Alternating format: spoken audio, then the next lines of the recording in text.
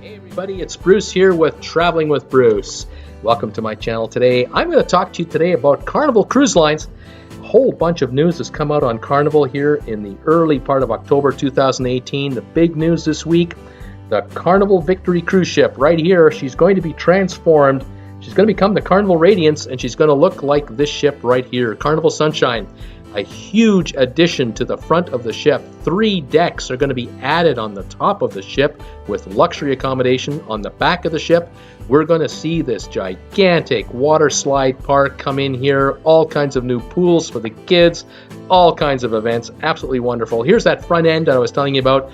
3 decks with luxury rooms and luxury accommodations up here, new bars, new restaurants. It's going to be something. $200 million renovation to the Victory. In the meantime, Carnival is raising fees across the board on all kinds of areas. Number one, drink packages.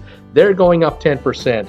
Raising the daily tipping fee. Those are going up for all of us with rooms on the ship. And then they're raising the Faster to the Fun Pass for the folks who are sailing on the Horizon ship. Those are going up $20 each.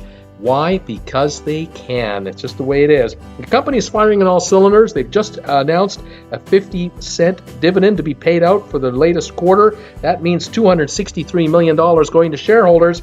They're worth $30 billion today as a corporation. They're growing, building new ships, renovating their old ones, raising fees here and there, and they're busy. But still, Carnival offers a good deal at sea. Join me Monday to Friday at 5 o'clock Eastern. We talk cruise ships. Same thing Saturdays at 2 Eastern. Come on by and subscribe today. Thanks for joining me, everybody. We'll talk to you soon. Bye for now.